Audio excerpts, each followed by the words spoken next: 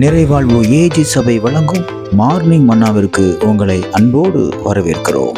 கர்த்தருடைய பரிசுத்த நாமம் மகிமைப்படுவதாக. இந்த நாளில் உங்களை சந்திப்பதிலே மிகுந்த சந்தோஷம். எனக்கு அன்பான தேவ பிள்ளைகளே, இன்றைக்கு ஒரு தீர்மானத்தின் நாள். இந்த நாளை கர்த்தர் நமக்கு தந்திருக்கிறார் பாருங்க.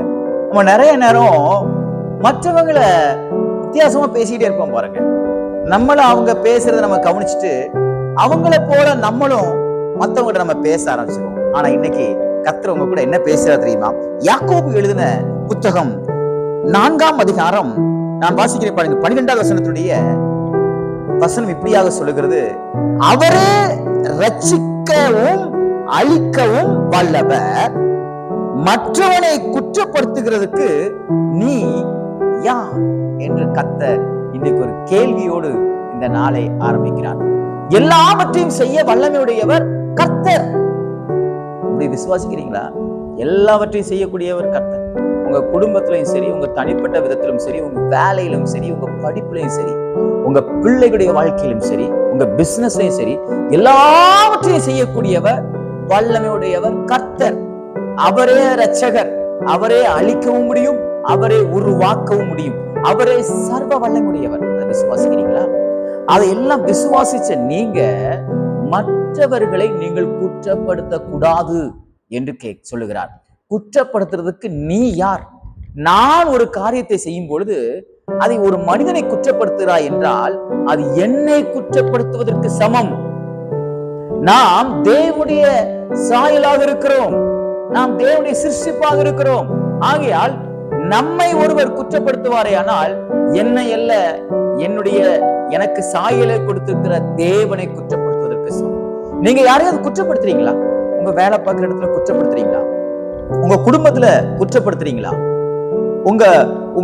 உங்களுடைய சுற்று வட்டாரங்கள் இருக்கிற யாராவது குற்றப்படுத்தி ஒருத்தரை பத்தி ஒருத்தட்ட போட்டு கொடுத்துக்கிட்டு இருக்கீங்களா? அவங்க என்ன சொன்னாலும், அவங்க என்ன வேலை செஞ்சாலும் ஒரு குற்றம் கண்டுபிடிக்கிறது, ஒரு குறைய கண்டுபிடிக்கிறது. அப்படி நீங்க கண்டுபிடிச்சு எப்ப பார்த்தாலும் ஒருத்தங்களை நோஸ் கட் பண்ணி பேசிக்கிட்டு இருக்கீங்களா? கர்த்தர் நீங்க உங்களோட தெளிவா பேசுறாரு. மற்றவங்களை குற்றப்படுத்துறதுக்கு who are you? நீ யார்?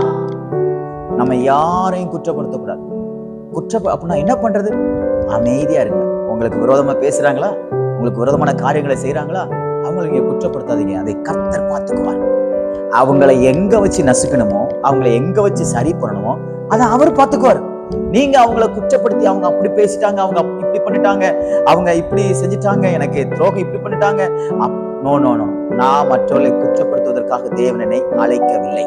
உங்க கம்பெனியா இருக்கட்டும், உங்க பிசினஸ் இடமா இருக்கட்டும், உங்க குடும்பமா இருக்கட்டும், உங்க வேலையா இருக்கட்டும், எங்கனாலும் சரி, உங்க ஃப்ரெண்ட்ஷிப் சர்க்கிளா இருக்கட்டும், உங்க உறவினருக்கு மத்தியில இருக்கலாம், உங்க கூட பிறந்தவங்க சகோதர சகோதரர்கள் யாரையும் குற்றப்படுத்தாதிருங்கள். குற்றப்படுத்துறது நம்ம வேலை இல்லை. இன்னைக்கு ஒரு தீர்மானம் எடுக்கிறீங்களா? நான் யாரையும் குற்றப்படுத்த மாட்டேன். என்னை யாரு குற்றப்படுத்தினாலும் பரவாயில்ல, ஆனா நான் யாரையும் குற்றப்படுத்த மாட்டேன்னு இன்னைக்கு நீங்க தீர்மானம் விடுங்கள்.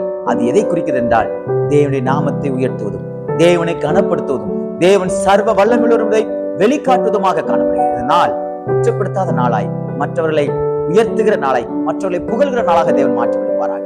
God bless you.